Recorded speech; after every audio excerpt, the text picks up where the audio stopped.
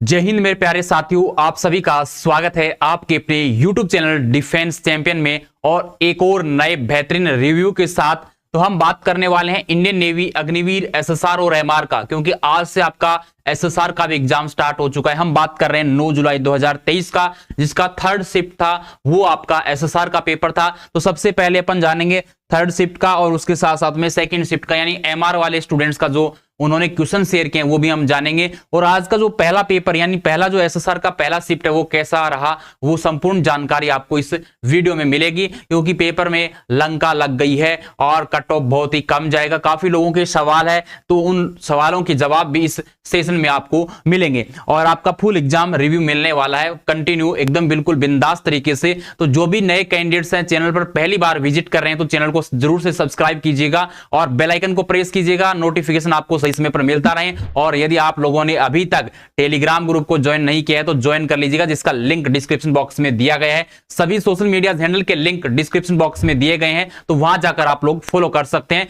कोई personal doubt है, clear करना चाहें तो वहां से आप क्लियर कर सकते हैं। तो चलिए स्टार्ट करते हैं आज का वीडियो बिना किसी देरी के। और यदि आप लोगों से एक रिक्वेस्ट है, आप लोग अपना रिव्यू है वो जरूर शेयर कीजिएगा। जो आपको साइड में नंबर दिखाई दे रहे हैं 7042268205 पे, या आप टेलीग्राम से डायरेक्ट शेयर कर सकते हैं या फिर ईमेल से शेयर कर सकते हैं। तो सभी जितने भी सोशल मीडिया हैंडल के लिंक है वो डिस्क्रिप्शन में दिए, ताकि आगे आने वाले तमाम साथियों को जो है इंफॉर्मेशन मिल सके। तो चलिए स्टार्ट करते हैं बिना किसी देरी के। और जो एक से एक बढ़कर क्वेश्चन मिला है, पेपर का लेवल बहुत ही खतरनाक तरीके से आया है, क्योंकि आप लोगों को टाइम कम दिया गया है और नेवी का जो पैटर्न है वो बहुत ही खतरनाक तरीके का जहर लेवल वाला है। देखिएगा, सबसे पहले अपन बात कर रहे हैं इंडियन नेवी एसएसआर का, यानी थर्ड शिफ्ट का 9 जुलाई का जो आपका पहला शिफ्ट है, यानी एसएसआर के लिए। वैसे तीसरा शिफ्ट था, लेकिन ये आपका पहला शिफ्ट होगा एसएसआर के लिए। और थर्ड शिफ्ट का एग्जामिनेशन का रिव्यू आप लोगों के साथ शेयर होने वाला है। तो सबसे पहला क्वेश्चन था जो आपका भारत की सबसे बड़ी मस्जिद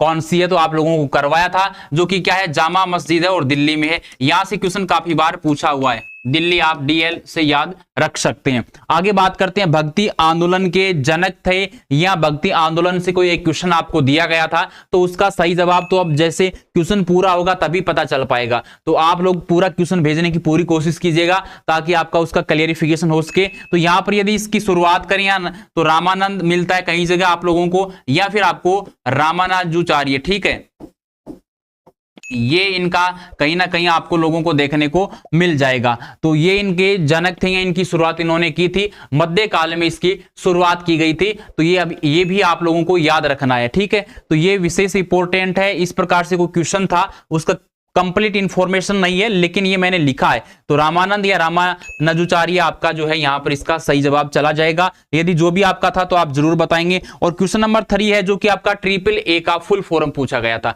अब ट्रिपल ए के बहुत सारे फुल फॉर्म है, मैंने इसलिए नहीं लिखा है क्योंकि आप गूगल में सर्च कर सकते हैं और आप लोगों को मिल जाएगा। तो आपके ऑप्शन में क्या था वो आपको जानना जरूरी है। तो वो था, वो आप जरूर कॉमेंट सेक्शन में कॉमेंट करेंगे ताकि पता चल सके कि उसका आपका फुल फॉर्म पूछा गया था। तो ये आप जरूर सर्च कर लेना। भारत की सबसे लंबी नदी से रिलेटेड एक क्वेश्चन कैंडिडेट्स ने लिखा था। अब जो कैंडिडेट्स जल्दबाजी में उल्टा सीधा लिख देते हैं तो पता नहीं चल पाता कि क्वेश्चन पूरा क्या था। तो सबसे बड़ी या लंबी नदी कैंडिडेट्स ने लिखा था। तो ये आपका बिल्कुल सिंपल सवाल था, लेकिन जीके भी आपका पुराना जीके वो पूछा जा रहा है, जिस प्रकार से कैंडिडेट्स ने बताया कि सर पता नहीं कहां से इंडियन नेवी वालों ने जो है क्या क्या पूछ रहे हैं, समझ से बाहर है। तो दक्षिण भारत की सबसे जो बड़ी नदी है वो कौन सी है, वो आप लोगों से पूछा गया था। तो यहां पर इसका सही जवाब हो जाएगा गोदावरी। क्या है, गोदावरी नदी हो जाएगा, याद रखिएगा। और यहां पर वेरी वेरी इंपॉर्टेंट है, पहले से करवाया हुआ है। महानदी भी बता रहा था कोई कैंडिडेट्स, हालांकि ये ऑप्शन में दिए गए थे, गंगा, गोदावरी, महानदी, कुछ एक और ऑप्शन होगा। तो महानदी के बारे में पूछा गया था। तो यहां पर आपका जो है हीराकुंड बांध है, ये याद रखिएगा। क्या है, हीराकुंड बांध है, जो कि मैंने करवाया था आप लोगों को।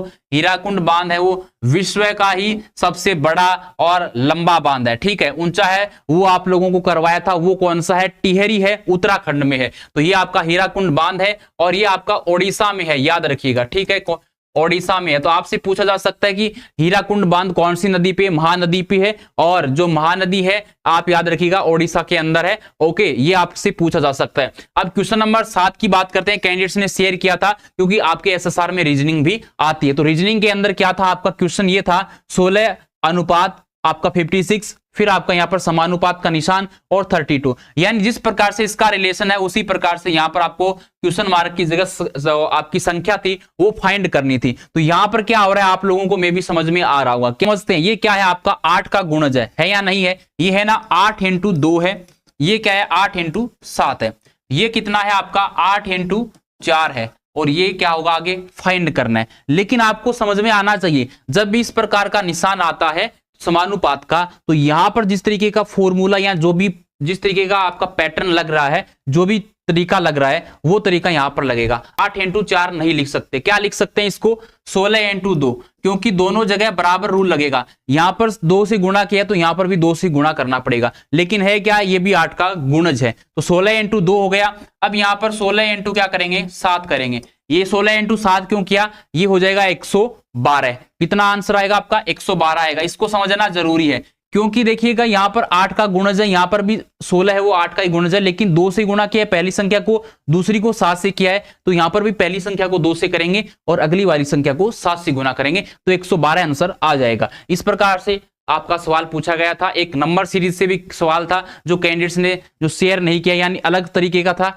ये भी आपका इस टाइप में है नंबर सीरीज में, लेकिन एक और था। उसके बाद में कोडिंग से कोई सवाल था, कोडिंग डिकोडिंग से मलेशिया की राजधानी पूछा गया था, तो कुआला लुम्पुर इसकी राजधानी हो जाएगी। ओके, इंटरनल इंडिया की लेखक कौन है ये पूछा गया था, तो ये हो जाएगा इंदिरा गांधी। कौन है, इंदिरा गांधी इसके लेखक हैं, याद रखिएगा ये आपका सवाल था। और कोई गलती हो जाती है तो जरूर आप कैंडिडेट्स बता सकते हैं। गंगा नदी विश्व की तीसरी बड़ी नदी किस आधार पर है, तो ये आपका है निर्वाहन। ठीक है, निर्वाहन के आधार पर ये आपकी जो है तीसरी विश्व की सबसे बड़ी नदी है गंगा नदी। या इस टाइप से क्वेश्चन पूछा गया था, या फिर भारत की सबसे बड़ी नदी है, जो कि कैंडिडेट्स ने दोनों टाइप से क्वेश्चन भेज रखे थे, तो वो दोनों मैंने आप लोगों को शेयर कर दिए हैं। अब देखिएगा समाकलन है तो सोकर उठे होंगे, उनका दिमाग हिल गया मेरे हिसाब से, अतः होश में नहीं है इंडियन नेवी वाले। किस प्रकार के बड़े बड़े समाकलन है वो दिए हैं इस बार कैंडिडेट्स के, क्योंकि समय भी कम था और टाइम मैनेजमेंट बहुत बड़ा रोल अदा करता है, तो इस प्रकार के आपके समाकलन है वो दिए गए थे। उसके बाद में महात्मा गांधी के राजनीतिक गुरु की बात करते हैं, तो बिल्कुल सिंपल सवाल था ये। तो यदि पूछा गया था तो कैंडिडेट्स ने भेजा था, अभी भेजा लेटेस्ट लेट तक भेजा है, तो वो आपके साथ शेयर किया जा रहा है। तो महात्मा गांधी के राजनीतिक गुरु थे गोखले। ठीक है, गोखले से याद रख सकते हैं आप लोग डायरेक्ट, बस इतना याद रखिएगा। उसके बाद में बात करते हैं आयत की भुजा दी गई थी या कुछ और दिया गया था, क्षेत्रफल वगैरह, इस प्रकार से कोई सवाल था। तो टोटल ऑल ओवर पेपर की बात करते हैं, कैसा रहा आज का पेपर एसएसआर का। तो भैया वो पेपर थोड़ा लेवल इसका मैं हाई ही बोलूंगा। क्या है, इसका पेपर लेवल बिल्कुल हाई था, जो है कम नहीं था। पेपर लेवल हाई इसलिए था क्योंकि पुराना जीके पूछा जा रहा है आप लोगों से, और जो है अलग अलग तरीके के सवाल पूछे जा रहे हैं। और फिजिक्स की बात करते हैं, फिजिक्स में न्यूमेरिकल ज्यादा आ रहे हैं। क्या है, फिजिक्स में न्यूमेरिकल आ रहे हैं। बायोलॉजी से आपका 2 से 3 क्वेश्चन आ रहे हैं। कितना, 2 से 3 क्वेश्चन आ रहा है बायोलॉजी के अंदर। और फिजिक्स के अंदर लगभग जो है न्यूमेरिकल है, जो कि बहुत ज्यादा हार्ड है, उसमें कैलकुलेशन ज्यादा है। तो इस प्रकार का था आपका तीसरा शिफ्ट का पेपर। अब बात कर लेते हैं सेकंड शिफ्ट का पेपर कैसा रहा, जो कि एमआर का था, वो भी आप जान सकते हैं। देखिए गाइस, सेकंड शिफ्ट का पेपर है जो कि एमआर का था आपका। तो आईएमएफ में भारत को शामिल किया गया।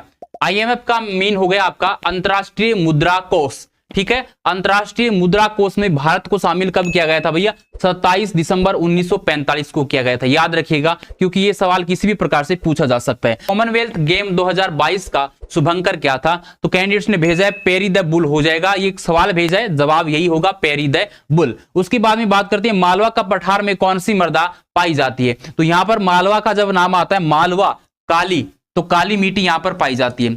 ठीक है, तो काली मिट्टी पाई जाती है। इसका दूसरा नाम क्या होता है, रेंगुर मिट्टी होता है, जो कि मैंने आपको काली मिट्टी जब बताया था एक सवाल में, तो इसका जो नाम क्या होता है, किस नाम से जाना जाता है, तो ये आपका रेंगुर मिट्टी आपको पढ़ाया था, ये इसका जवाब हो जाएगा। आगे बात करते हैं, क्वेश्चन नंबर 4 कैंडिडेट्स ने भेजा था। ये सवाल बहुत ही अजीब तरीके का था, जो कि इंडियन नेवी एमआर में पूछा गया था। सेकंड शिफ्ट में 9 जुलाई की मैं बात कर रहा हूं। कटक से 100 किलोमीटर दूर कोई बंदरगाह है, तो वो कौन सा बंदरगाह है, या इस तरीके से कोई सवाल था उलझन वाला, वो दिया हुआ था। अब कैंडिडेट्स ऐसे थोड़ी ना जानता है, अब इतना डीप में जीके पूछा जा रहा है इस बार की, मतलब सोच नहीं सकते। तो ये देखिएगा, पता नहीं इंडियन नेवी वाले किस तरीके से जीके पूछ रहे हैं। रैम का फुल फॉर्म है, जो कि आप लोगों को करवाया था, रैंडम एक्सेस मेमोरी हो जाएगा। ठीक है, और रोम की पूछा जाए तो रीड ओनली मेमोरी होता है। उसके बाद में एयरफोर्स का आदर्श वाक्य क्या है, तो ये होता है आपका नभ सफरसम दीप्तम। ठीक है, क्या है, नभ सफरसम दीप्तम। ये आप लोगों ने मे भी अच्छे तरीके से सुना भी होगा। और सैनो वरुणम क्या है, इंडियन नेवी का है, तो वो भी याद रखिएगा। डे है वो भी मैंने करवाए हैं, वर्तमान में कौन क्या है वो भी करवाए। सब कुछ पूरी कोशिश की है कि जहां से क्वेश्चन पूछे, लेकिन बहुत ज्यादा पुराने पैटर्न पे जो है आपका पेपर में क्वेश्चन पूछे जा रहे हैं, तो उसका तो अब देखो कुछ लिमिट नहीं होता किसी चीज का कि कितना पढ़ा जाए। उसके बाद में फेराडे किसका मात्रक होता है, धारिता का होता है, आप लोगों ने पढ़ा होगा। तो धारिता का जो मात्रक है वो फेराडे होता है। उसके बाद में माई लाइफ आत्मकथा, इसके जो राइटर कौन है, बिल क्लिंटन हो जाएंगे। ठीक है, बिल क्लिंटन इसके राइटर हो जाएंगे। आगे बात करते हैं क्वेश्चन नंबर 9, कालीकट बंदरगाह पूछा गया था, मे भी कैंडिडेट्स ने शेयर किया था, वो आपके साथ शेयर कर रहा हूं। तो ये आपका केरल में है। कहां पर है, केरल में इसका सही आंसर चला जाएगा। राष्ट्रीय गान को पहली बार कब गाया गया, तो राष्ट्रीय गान से सारे क्वेश्चन करवाए गए थे आपको, 1911 में गाया गया। और कांग्रेस का क्या था भैया, कांग्रेस का कलकत्ता का अधिवेशन था। ठीक, कलकत्ता का अधिवेशन था, याद रखिएगा। कलकत्ता अधिवेशन में सर्वप्रथम जो है ये अपना राष्ट्रीय गान गाया गया था, वो आप लोगों को पता है, वो भी करवाया हुआ है। ग्रहों की दूरी मापी जाती है, प्रकाश वर्ष में मापी जाती है। ठीक है, और एक प्रकाश वर्ष क्या होता है वो भी सब कुछ बताया हुआ है, तो ज्यादा समय नहीं लेंगे अपन। सिटी ऑफ डेस्टिनी किसे कहा जाता है, ये आपका सही जवाब जाएगा विशाखापट्टनम। ये सवाल नहीं करवाया था, तो जो नहीं करवाया वो नहीं करवाया, क्योंकि सच्चाई को जानना और पहचानना और बताना बहुत जरूरी होता है। ओके,